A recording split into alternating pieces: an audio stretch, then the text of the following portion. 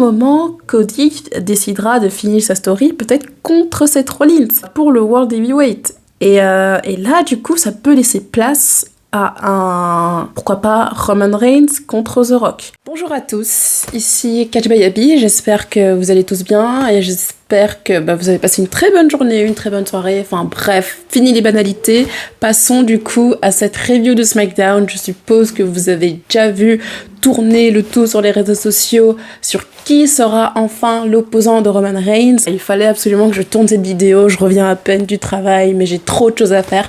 J'aurais espéré la tourner demain, mais là, disons que l'info est un peu trop dur à digérer, je dirais, à première main. De plus, du coup, on a découvert qui allait affronter Cody Rhodes et Bayley à WrestleMania. Commençons du coup tout de suite avec un nouveau changement, un changement dans les commentateurs de SmackDown. Ce sera Wade Barrett qui joindra du coup la table de Corey Graves pour commenter du coup SmackDown.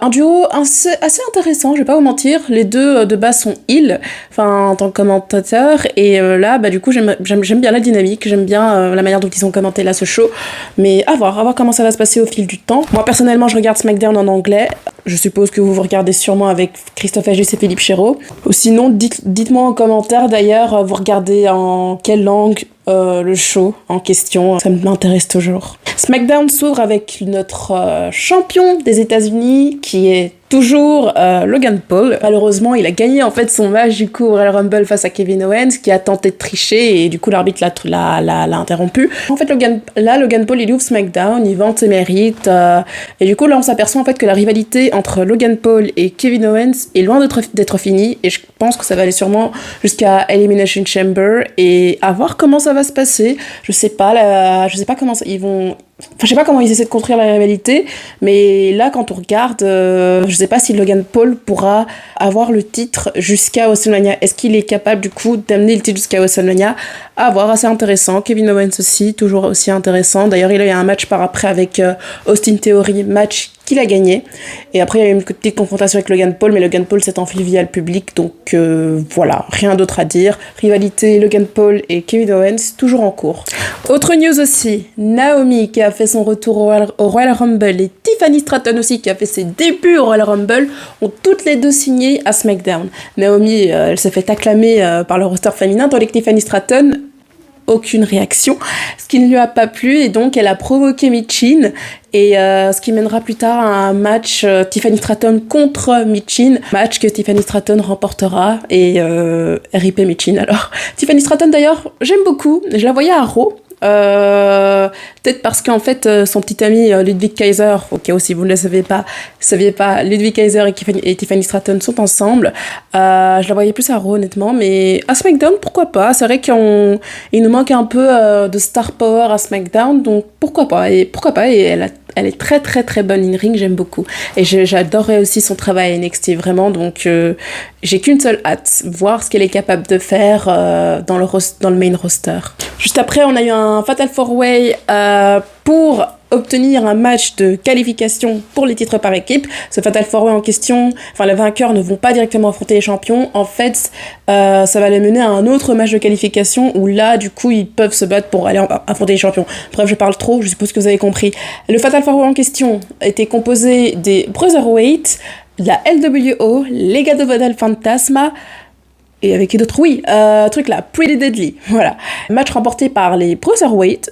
Why not ? J'aime bien l'idée, j'aime beaucoup. Ils sont sur une pente ascendante et j'aime bien les deux, Tyler Bate et Pete Dunne qui a enfin retrouvé son nom, chose dont on va pas se plaindre honnêtement. Butch, honnêtement je vais pas vous mentir, j'avais réussi à m'y habituer, mais ça fait toujours du bien d'entendre Pete Dunne. Voilà, je kiffe beaucoup, c'est mon petit kiff personnel. On retrouve alors en coulisses Damage Control. On retrouvait surtout Io Sky, Asuka et Kairi Sane, toutes les trois, et dont Io Sky qui disait que Bayley is done. Donc voilà, on avait l'impression qu'elle parlait de Bayley, elle parlait aussi en japonais, mais Io Sky a dit 2 fois, je crois, que Bayley is done. Après, elles partent et on voit un plan sur Bailey en fait qui les a écoutées, qui a entendu du coup ce que les trois ont dit et elle avait pas l'air très très très contente. Et juste après, en fait, elle est arrivée sur le ring avec Damage Control, toujours sans Dakota Kai d'ailleurs, chose à noter. Elle venait en fait pour annoncer qui elle allait affronter à WrestleMania. D'ailleurs, Rhea Ripley est dans les coulisses aussi, car Bailey a toujours dit qu'elle allait affronter Rhea Ripley. Et pendant le segment, t'avais Bailey qui essaie de parler, qui disait qu'WrestleMania c'est un truc de rêve, etc. Ce serait bien d'aller affronter Rhea Ripley, nanani nanana. Et t'avais Damage Control, Io Sky, Asuka et Kairi Sane qui étaient en train de rigoler à chaque fois que Bailey elle parlait. Et Bailey le remarquait donc et c'était un peu bizarre. À la fin, Bailey elle dit oui, mais vous savez, WrestleMania, elle a affronté quelqu'un à WrestleMania en gagnant le Royal Rumble, ça peut très bien être aussi un combat personnel pour prouver, pour faire prouver aux personnes que t'aimes qu'elles ont tort, aux personnes que tu pensais qu'elles étaient amies ont tort. Je suis en train de faire la traduction de l'anglais au français là dans ma tête. Elle disait aussi qu'elle pensait être amie avec certaines personnes, mais alors que pas du tout. Elle faisait référence donc à Damage Control. Elle se retourne vers Io et voilà, confrontation Io. Bailey qui demande à Io pourquoi est-ce qu'elle fait ça.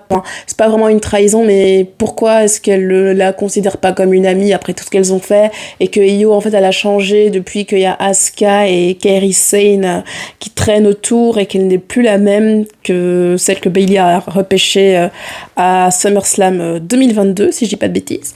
Et Io ne sait pas quoi faire. Io elle est là, Bailey la confronte. Bailey n'a pas encore dit à ce moment-là qu'elle allait affronter Io Sky à WrestleMania. Mini confrontation Bailey-Io, t'as Bailey qui essaie de lui dire pourquoi, et après du coup t'as les Kabuki Warriors, les championnes par équipe, Kairi Sane et Asuka qui attaquent Bailey par derrière. On remarque d'ailleurs que durant l'attaque, en fait, Io Sky n'a pas attaqué directement Bailey. Il y a eu une petite confrontation entre les deux pendant que Bailey elle avait pris l'avantage du coup sur les Kabuki Warriors avec une arme. Il y a eu un face-à-face, titre avec l'arme en question, du coup je vous mettrai l'image. Je vais pas vous mentir, je voyais pas venir le truc comme ça. Moi, je voyais plutôt un truc à la... qu'est-ce que je pourrais dire ? À la Batista en 2005, en mode...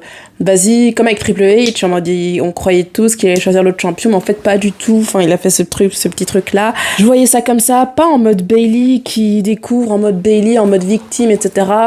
C'est une bonne manière pour la faire turn face, pour qu'on ait plus de compassion pour elle. Le choix est totalement logique, honnêtement. Après, moi, je voyais bien un truc à la...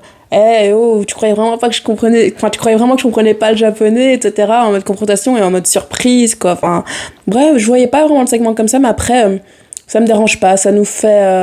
ça nous donne beaucoup plus de compassion envers Bailey, et ça, c'est le but recherché, je crois, par la WWE. Et à voir, j'ai hâte, c'est le premier match annoncé pour WrestleMania. Bailey contre Io Sky. Hâte de voir ça, j'ai beaucoup d'attentes pour ce match, et avoir aussi Dakota Kai qui n'était pas là, qui n'était pas présente lors du segment. Dakota Kai va se ranger de quel côté, qu'est-ce qui va devenir de Damage Control? À voir, tout ça, les prochaines semaines vont être très très intéressantes.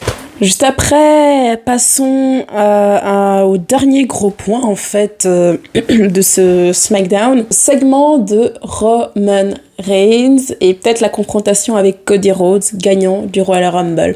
Roman Reigns fait son entrée comme d'habitude.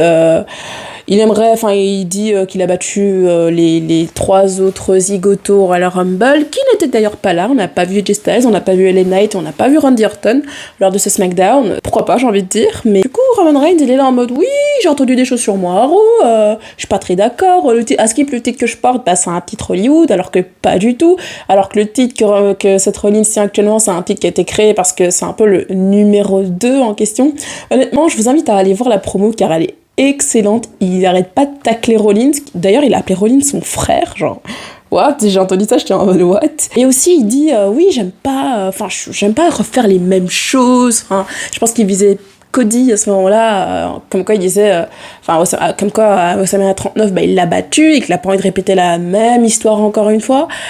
Et du coup, on a l'apparition de Cody qui arrive, confrontation avec Roman Reigns, Cody qui nous dit j'ai parlé avec beaucoup d'amis, j'ai parlé avec beaucoup de gens autour de moi. Après Seth Rollins aussi, il avait pas mal raison sur plein de points. Je lui donne des points sur plein de choses. Il était pas d'accord avec Rollins comme quoi c'était un Hollywood title, parce que Bruno Sammartino, a eu ce titre, c'est un titre qui a échappé des mains de son père aussi. Après, il dit en mode oui, je veux absolument ce titre, mais pas à WrestleMania. Et là, j'étais là en mode bordel de merde. By the way, en fait, je m'étais fait spoiler SmackDown, je me suis fait spoiler ce moment-là. Et du coup, de toute façon, ça aurait pas été une surprise. Enfin, Cody qui dit je connais quelqu'un j'ai un ami aussi avec qui j'ai parlé et qui te connaît très très bien d'ailleurs. Et voilà, l'apparition de The Rock, c'est confirmé pour WrestleMania. Après 5 ans de rumeurs, je dirais, The Rock contre Roman Reigns à WrestleMania 40, c'est officiel. Cousin contre cousin, qui va gagner ce putain de titre? Est-ce qu'ils vont pas faire conserver Roman Reigns encore une fois? À voir. D'ailleurs, The Rock est dans une bonne shape. Cody Rhodes va finalement se diriger vers le titre de Rollins. Voilà. Honnêtement, j'espérais que... Enfin, j'ai fini SmackDown genre ce matin à 8h du matin. J'espérais que j'aurais pas le même avis que quand je l'avais à chaud, mais j'ai l'impression que ça va pas changer. Je suis pas fan du tout. J'ai fait une vidéo, je vous invite à aller le voir. Enfin, aller la voir, mais c'était avant le Royal Rumble, du coup, que je suis pas fan d'un The Rock contre Roman Reigns. C'est chiant, mais... Tout ça, c'est à cause de la blessure de CM Punk et on peut rien y faire, c'est tellement malheureux. L'histoire, elle était là. Le Cody qui gagne 2 fois le Royal Rumble et qui va enfin réaffronter Roman. Enfin, l'histoire, elle était là et ça nous a échappé des mains comme ça à cause d'une blessure. Et là, ça a changé tout WrestleMania. Toute la direction de WrestleMania a été changée complètement et à cause de la blessure de CM Punk. Et je suis tellement déçue. On voyait aussi sur le visage de Cody qu'il était tellement déçu, c'était une dinguerie. Genre là, le main event de la nuit 2, c'est genre The Rock contre Roman Reigns, en mode... C'est chiant. Lui-même, en plus, Cody, il a dit qu'il voulait toujours le titre en question, mais... Les choses font que, du coup, non, il peut plus se diriger vers ce titre. Et la rivalité Rollins-Cody, je sais pas comment ils vont la faire. Je sais pas s'ils vont encore nous refaire comme ce qu'ils ont fait en 2022. Très bonne rivalité, by the way. Honnêtement, ça a toujours été une rivalité d'un calibre de WrestleMania. Mais en plus, ils se sont affrontés il y a 2 ans, c'est le pire. Putain, je viens de m'en rappeler. Non, je suis vraiment déçue. Vraiment, je sais pas, ça m'a pas fait l'effet en mode « Ouah, The Rock va affronter Roman Reigns dans WrestleMania, putain, j'ai trop hâte ». Là, c'est plus en mode... flemme quoi, je voulais trop Cody, je voulais vraiment qu'il finisse enfin sa story, mais face à Reigns, c'est pas face à Rollins, ça a moins d'impact, il y a pas, s'il avait battu Roman Reigns, il aurait battu Roman Reigns, ça aurait été la personne qui aurait enfin battu Roman Reigns après 4 ans, et là, Rollins, honnêtement, Roman Reigns, il a un peu raison sur le fait que le World Heavyweight, c'est un peu un titre secondaire, c'est un peu un titre, vas-y, créé, c'est un numéro 2, quoi, le titre, et ça fait...